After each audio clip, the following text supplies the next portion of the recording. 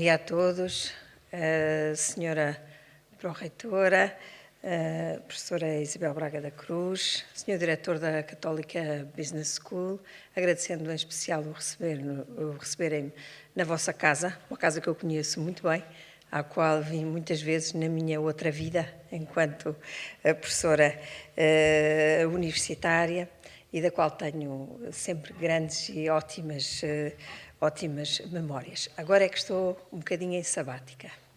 Isto os académicos sabem o que é. Queria cumprimentar em especial o Jornal de Negócios, agradecer o convite para participar na vossa conferência, dar parabéns por esta conferência.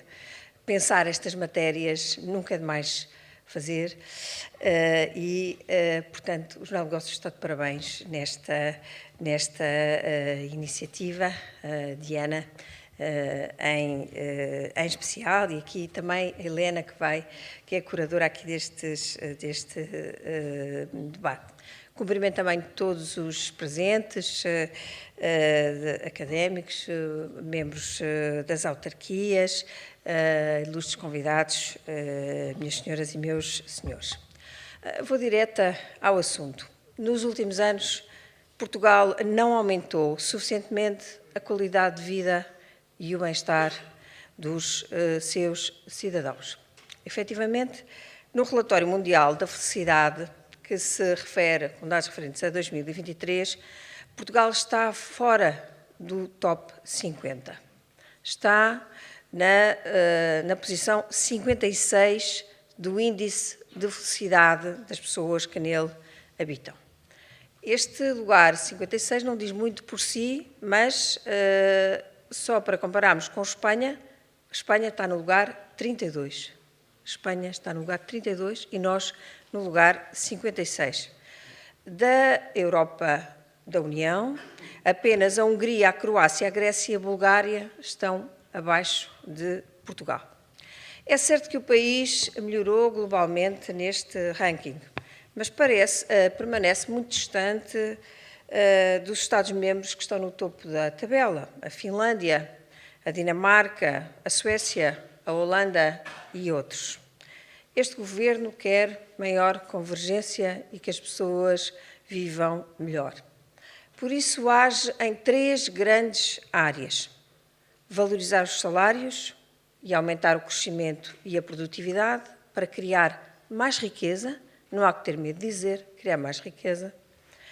Segunda área, combater a pobreza e reforçar a economia do cuidado, cada vez mais necessária, porque cada vez estamos mais envelhecidos e, portanto, as exigências de cuidado são maiores, embora o cuidado comece, na verdade, na primeira infância.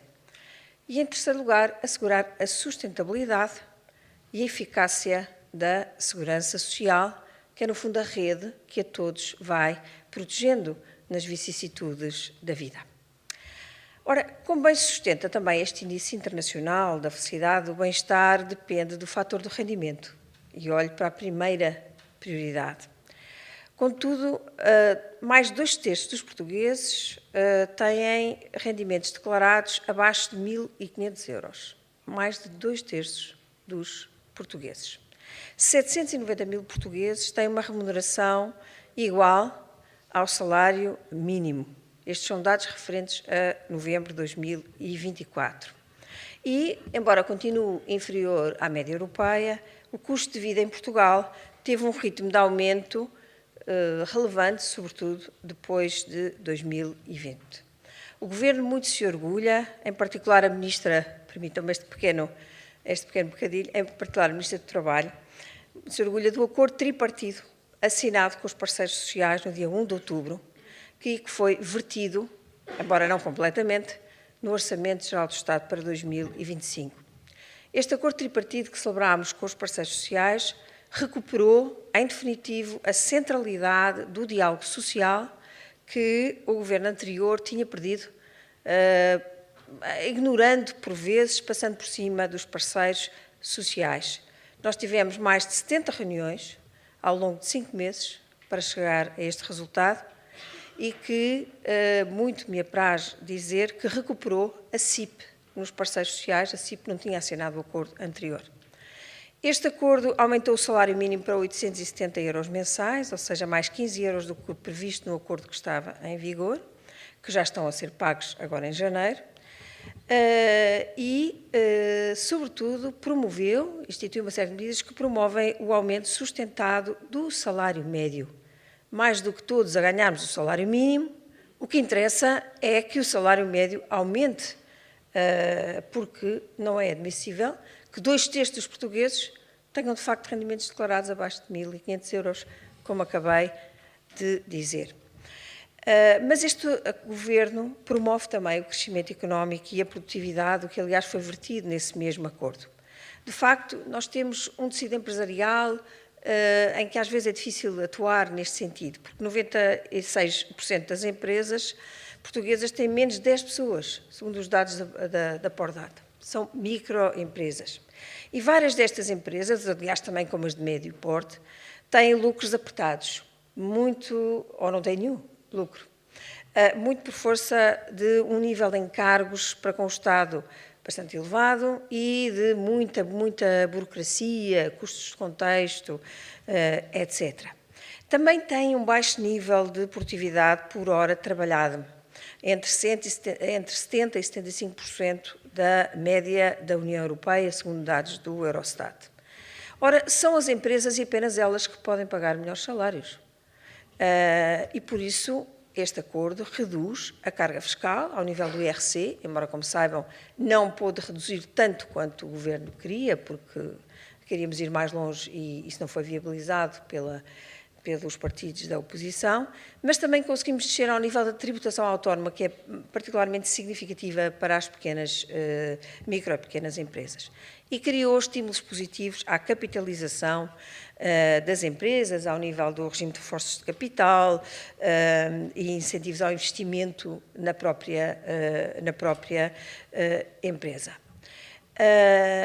Por outro lado, porque os trabalhadores devem ser recompensados pelo seu mérito, em suplemento e não em substituição dos seus aumentos salariais, este acordo veio pela primeira vez estabelecer um regime de prémios de produtividade, desde que não regulares e até a um certo volume, um regime de isenção do TSU e de IRS.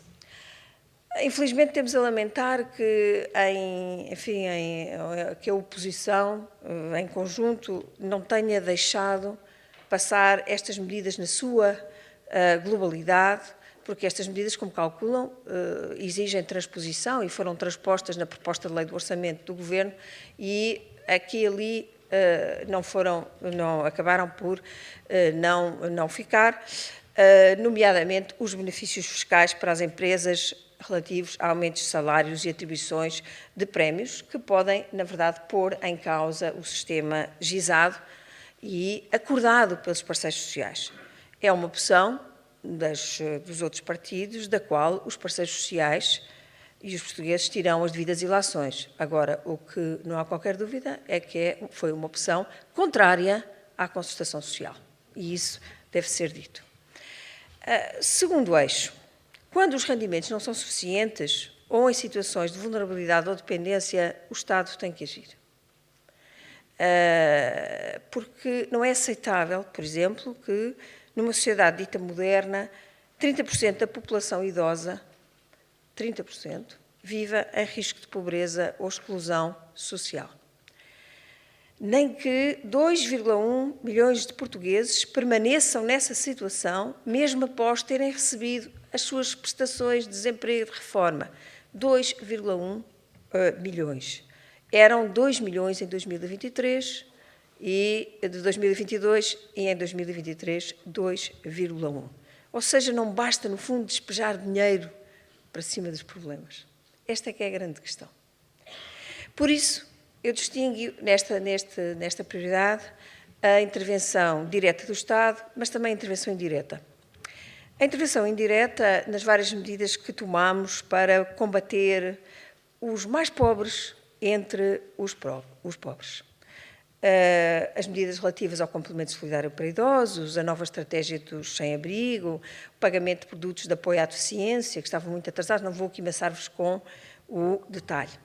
Também o reforço das políticas de família, o aumento das vagas em creches, as novas pensões serem atualizadas no ano imediatamente a seguir e não dois anos depois, como era o caso, o aumento legal das pensões, o suplemento extraordinário às pensões pago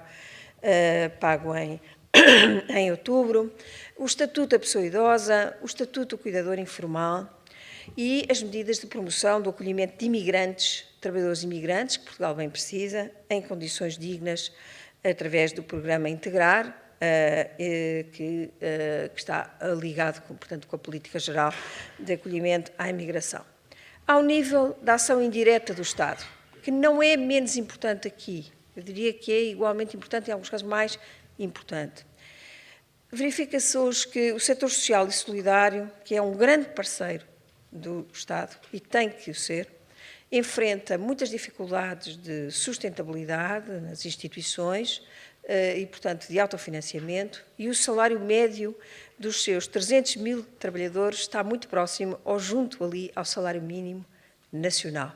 São 300 mil trabalhadores que cuidam dos nossos bebés, dos nossos dependentes, das pessoas com deficiência, dos nossos mais velhos. Ganham o salário mínimo.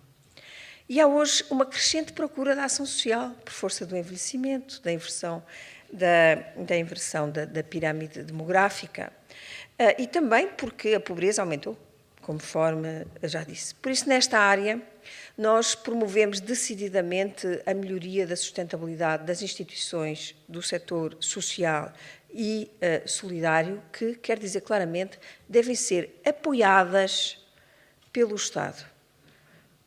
O Estado também tem que cuidar, mas cuida melhor através destas instituições, que estão mais próximas das pessoas e sabem como fazer. E, portanto, este Governo vai apoiar, não vai ocupar estas instituições. Neste âmbito, eu chamo a atenção para algumas medidas muito simples que fizemos. Em primeiro lugar, a duplicação do valor de consignação do IRS para instituições do setor social e solidário de 0,5% para 1% do IRS de cada um. Já podem, neste momento, quando fizerem a vossa declaração de IRS e quiserem beneficiar a instituição X ou Y, ficam a saber que o podem fazer até 1% e era 0,5%. Parece pouco, mas muitas instituições me dizem não, é muito para nós. É muito para nós. Também a renegociação dos protocolos que temos com o setor social e solidário, que é uma negociação que temos com as confederações, e um aumento extraordinário do valor das comparticipações em 3,5% para as comparticipações que estavam mais deficitárias, que foi feito em outubro. E já estamos a renegociar o protocolo 25-26, porque as instituições já têm que pagar o novo salário mínimo a partir de janeiro. Portanto, não vamos renegociar em junho ou julho, como costumava ser feito. Já estamos a renegociar agora. Ao mesmo tempo, vamos lançar novos programas ao abrigo do PARS e Procup para equipamentos, creches, ERPIs, etc. E, sobretudo, vamos preparar uma proposta de lei do financiamento do setor social que confira previsibilidade e, portanto, aumente a sustentabilidade destas instituições. Por seu turno, e com isto termino, porque já para não vos amassar logo no princípio, para combater a pobreza e apoiar a economia social, obviamente que é necessário assegurar a sustentabilidade e a eficácia da segurança social. Neste âmbito, o Governo já deliberou transferir dos saldos da Segurança Social 2024 para o Fundo de Estabilização Financeira da Segurança Social, fazer a maior transferência de sempre, 4 mil milhões. Isto, apesar de nós não termos obrigação legal de o fazer, porque o Fundo de Estabilização Financeira da Segurança Social já atingiu aquele mínimo legal de cobrir 2 anos de pensões e, portanto, nos termos da lei já não haveria essa obrigação. Mas é sempre importante, e deve ser um desígnio nacional, promover a sustentabilidade da segurança social. Ao mesmo tempo, criámos um grupo de trabalho que foi anunciado, e nem sei se o despacho já foi publicado hoje, ontem ainda não tinha sido, para dar cumprimento ao desígnio programático do Governo de estudar a reforma do sistema da Segurança Social. Partindo de contributos anteriores que já temos. Por um lado, o Livro Verde da Segurança Social, por outro lado, o relatório do Tribunal de Contas sobre a sustentabilidade, sobre, enfim, a apreciação do Tribunal de Contas sobre o relatório da sustentabilidade da Segurança Social, que acompanhou a proposta do Orçamento de Estado.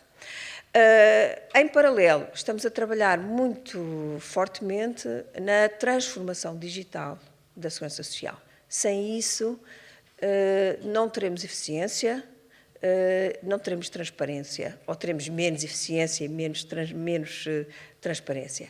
É, portanto, este conjunto de ações em várias áreas que estamos a trabalhar. Isso aumentará a qualidade do serviço prestado às pessoas e, portanto, também a sua qualidade de vida. Este é um governo de mudança e a mudança já está a acontecer. Desejo a todos uma excelente conferência. Muito obrigada.